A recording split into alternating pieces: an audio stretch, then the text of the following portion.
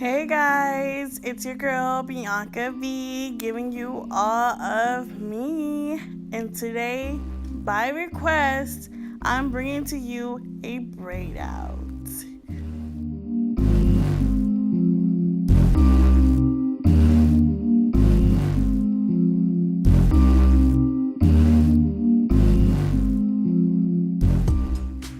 Okay, so I start with freshly washed hair and I use a t-shirt to dry my hair. It doesn't need to be all the way dry because you're gonna wet it as you go. So I figure out where I want to part it. A tip to remember is to switch up the parting a little bit because you don't want the hair follicles to get weakened in the areas that you normally part it. Okay, so now I section off my hair, usually in about 4 to 5 sections. In this video, I did 3 sections in the front and 1 big section in the back, but it's usually 2 in the back and then 3 in the front. So here's a concoction that I made with curl activator and water. Usually it'll be a leave-in conditioner and water, but because I'm using a leave-in conditioner later, you will see, I just use the curl activator. This helps to keep moisture in my hair, and when I tell you I completely drench each section, especially in the front, it is super drenched when I do my braid. So I just work the product through with this detangler I got from Target called Disaster Professional Detangler. It's only $10. I work the product through and I detangle at the same time. Then I use a leave-in conditioner by Cantu Shea Butter as well as the curling cream by Cantu Shea Butter.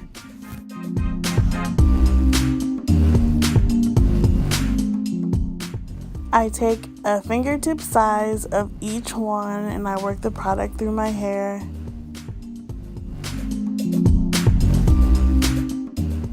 Then I take a pomade, also by Cantu Shea Butter, and work that through my hair as a sealant for the moisture. And I begin to braid.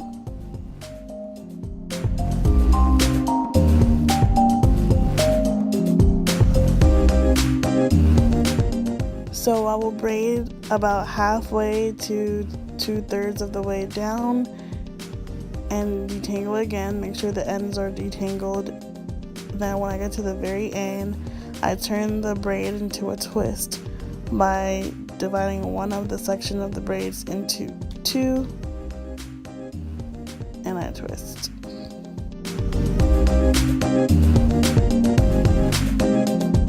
This helps keep the straggly ends away. You know how when you do a braid out, the ends get really thin? Doing a twist at the ends helps keeps a curl, or you can use perm rods or curlers if you want to braid all the way down.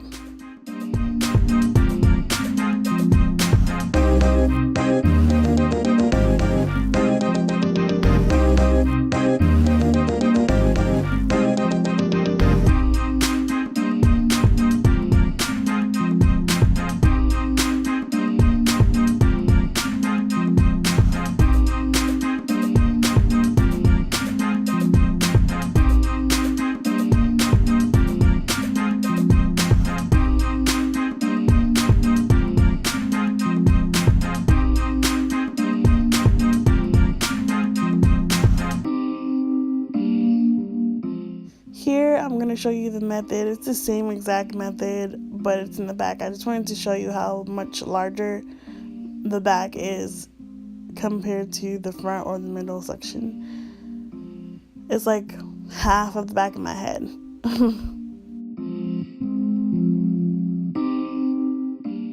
I do the same exact thing, working the product in and then detangling and then braiding. It's the same exact pattern, it's just that it's a larger section. Because the curls are much tighter in the back, I try to make the section larger just so it can stretch out more and the curls won't be as shrunken and will look more uniformed with the front.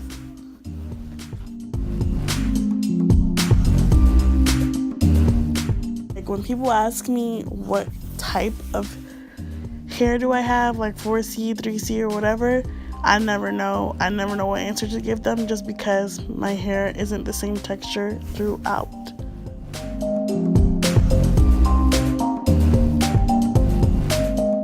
So here I'm gonna show you what the ends look like being curled around itself as a twist, and how wet my hair still is. When I put my bonnet on, I don't dry it or anything, just go to sleep like this.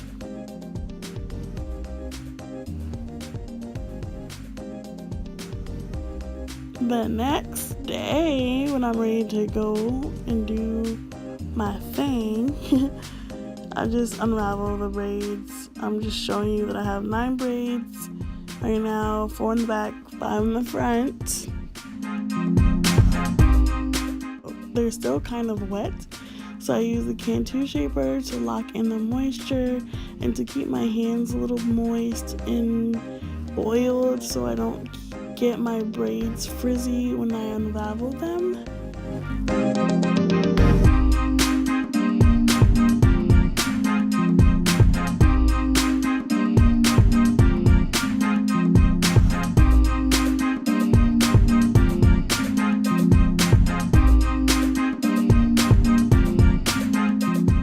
I don't have a way to say this is the best way to take out your braid out. I just do the twist part first and then unbraid the braid, literally. Most people would tell you to be gentle and to take your time taking out your braids, but I just go. I don't really think about that part.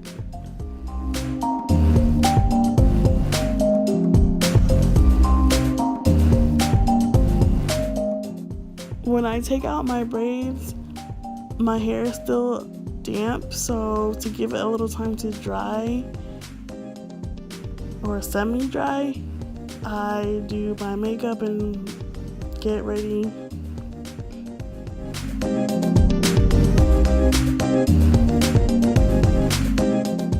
Then I fluff it out. I fluff out the roots just so I can get my hair to be at maximum volume. I love big hair. If anyone knows me, I love my hair to be big.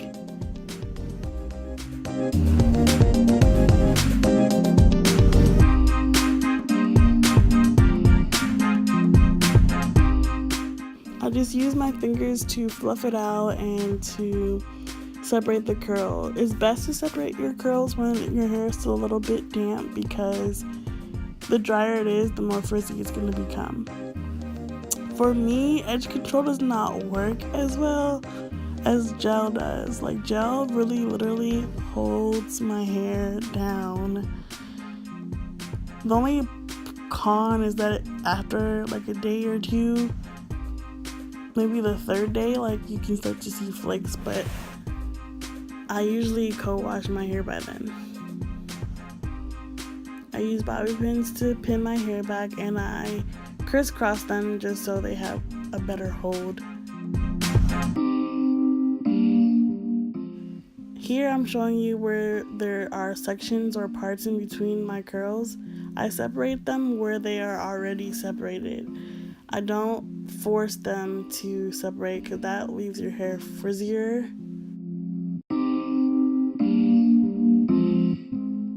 And anything that looks like a chunky curl, I separate those just to add volume. The bigger the curl or the heavier the curl, the less volume you are going to get.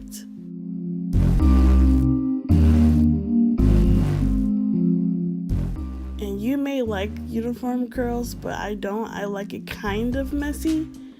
So that's why I separate the curls so it's less perfect, if that makes sense.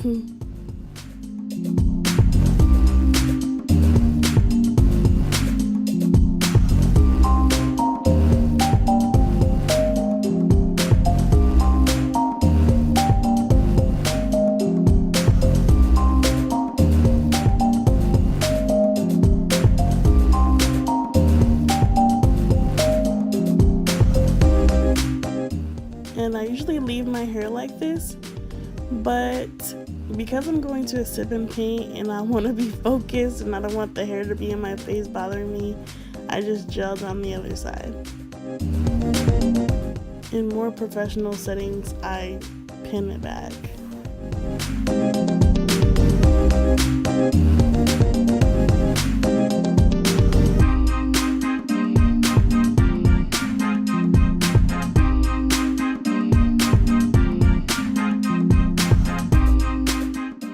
But it's still cute, right? Here I'm just showing you what the back looks like. To avoid the parts in the back, don't part a perfect straight line down the back of your head. You want it to be non-perfect to hide that it's a braid out. And you just use your fingers to go in and ruffle up the roots. Do not disrupt or mess up the curls. Shake out the roots.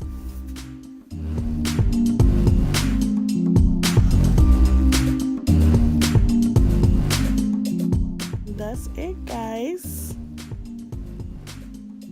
Thank you for watching, and please don't forget to subscribe. If you have any requests of what else you would like to see me do, feel free to comment below. I hope you guys have a blessed day and happy Easter.